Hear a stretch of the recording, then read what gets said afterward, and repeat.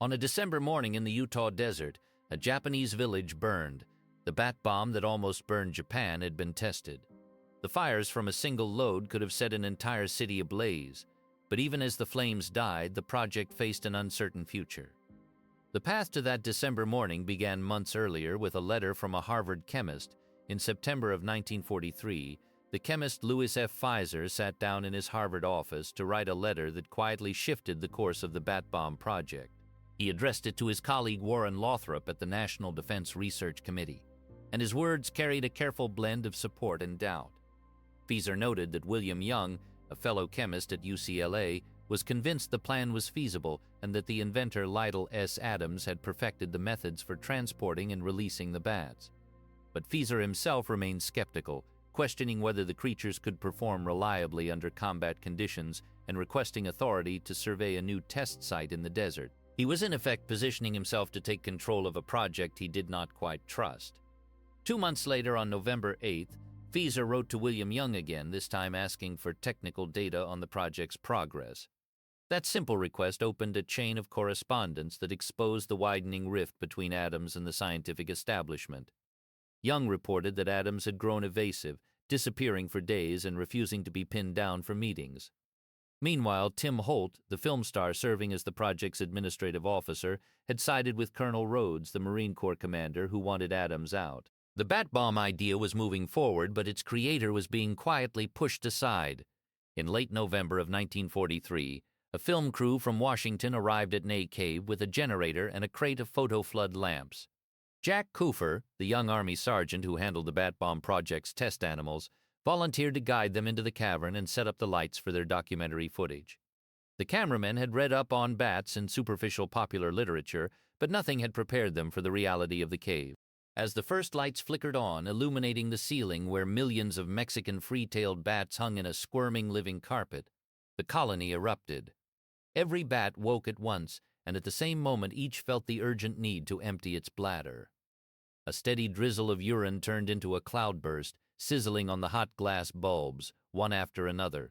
The bulbs exploded with sharp reports like pistol shots, plunging the cavern into total darkness. The cameraman, swathed in rubberized rain ponchos, stood frozen as the deluge of bat urine soaked through his protective layers. Then the bats themselves began to fall from the ceiling, thousands of them, striking his shoulders and head, crawling into his clothing, climbing up his legs in blind confusion. He screamed and ran, stumbling through the unstable guano toward the mouth of the cave, flailing his arms to shake off the squirming creatures that clung to him. Jack Kufer and Harry J. Fletcher, the Marine Corps sergeant who had accompanied him, stood in the darkness and watched him disappear into the daylight, convinced he had barely escaped from hell alive. They picked up his abandoned camera and lights and followed him out, nearly doubled over with laughter at the sheer, absurd horror of what they had just seen. A few days later, Lytle S. Adams ordered the construction of plywood and wire containment screens to be fitted across the mouth of Ney Cave.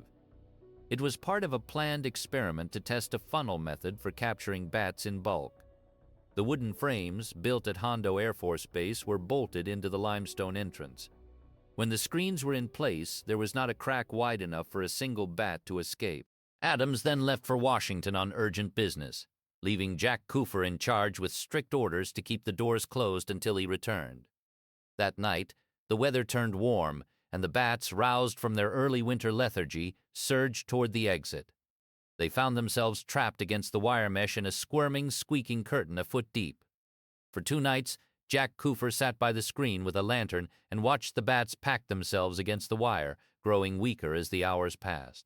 By the second morning, hundreds of carcasses lay piled beneath the mesh, and Kufer realized that if he kept them confined another night, millions would die of starvation. He made the decision alone, pulled down the panels and watched the colony pour out into the darkness, a living river of wings that did not return. When Adams came back and learned what Kufer had done, he was beside himself with fury, demanding a full written confession that could have led to charges of treason. But after reading Kufer's report, Adams cooled off, realizing that any other man would have done the same thing rather than preside over the destruction of 10 million bats. Enjoying the story? Subscribe to join us for the next one. By December 1943, Project X-Ray had moved from the chaos of Texas to the remote Utah desert.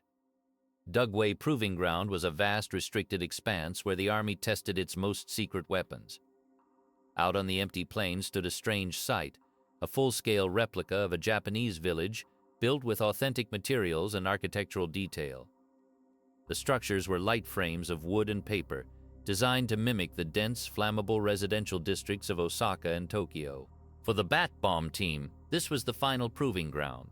Jack Cooper and Harry Fletcher loaded their crates of torpid bats onto a marine transport plane and flew north from El Centro, carrying the weapon that might change the war. Little S. Adams, the man who dreamed the whole thing up, was not on that plane. His name had been quietly omitted from the list of observers. Colonel Rhodes and the chemist Louis Fieser had effectively pushed him out of his own project.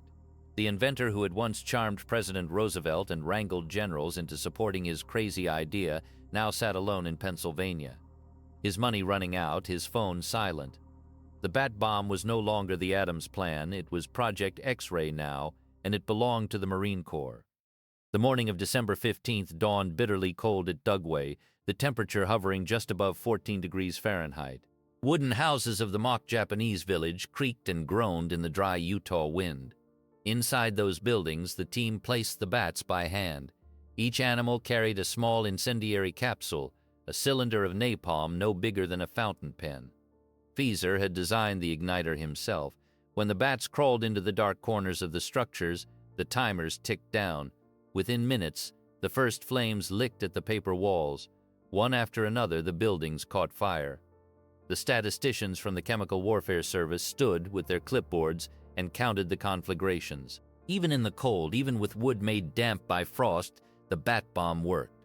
The numbers were extraordinary. Fieser's official report, written in January, calculated that a single load of bat bombs could start nearly 4,800 separate fires.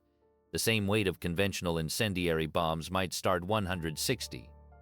On paper, the Bat Bomb was not just effective, it was devastating. Fieser concluded his analysis with a strong endorsement. The weapon, he wrote, had demonstrated its potential against the highly flammable structures of Japan. Every effort should be made to move it toward operational use for the first time. The Bat Bomb had the full, unambiguous backing of the scientific establishment, but Colonel Rhodes refused to accept the report. In his own summary to the Navy, he dismissed Fieser's conclusions with a single cutting sentence. No one attached to Project X-Ray, Rhodes wrote, had any previous experience with incendiaries. The officer who had taken command of the project was now saying that the project's own chemist was not qualified to evaluate the test results. That chemist was a Harvard professor who had developed napalm.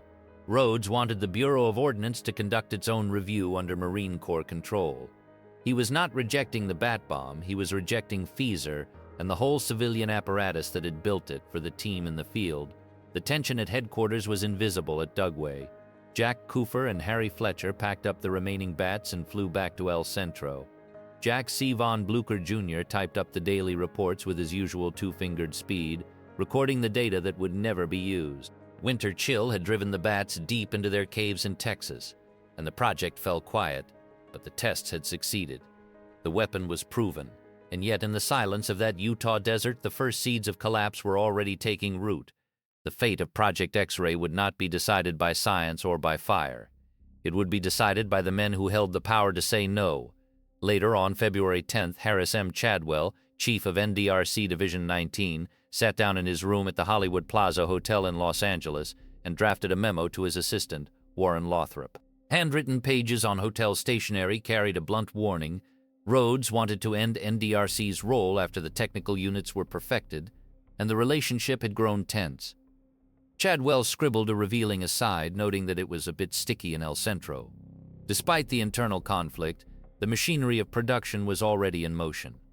The schedule agreed upon set a May 1st deadline for the manufacture of 1 million incendiary capsules, each fitted with a time-release pencil from Leeds and Northrop. The target date for an actual bat raid on Japan was August or September, when the free-tailed bats would be in peak physical condition. Chadwell worried privately that Rhodes did not understand the delays inherent in producing 1 million specialized items. The memo recorded the ambition, but the trust between the military commanders and the scientists who had designed the weapon was already broken. On February 1st, 2 Navy captains, Teller and Temple, arrived at El Centro for a formal inspection of Project X-Ray. They reviewed the test data, examined the equipment, and met with Rhodes. Their subsequent report took a devastating turn. Rather than acknowledging the incremental design improvements already completed by Fieser and Leeds and Northrop, the captains characterized the remaining work as a fundamental redesign. They insisted it required new capsules, new igniters, and new attachment methods. They concluded that all prior testing with the bats would need to be repeated. The list of objections read less like an honest assessment and more like a justification for a decision already reached. Admiral McCann, Chief of Naval Operations, ratified the report. Project X-ray was ordered discontinued.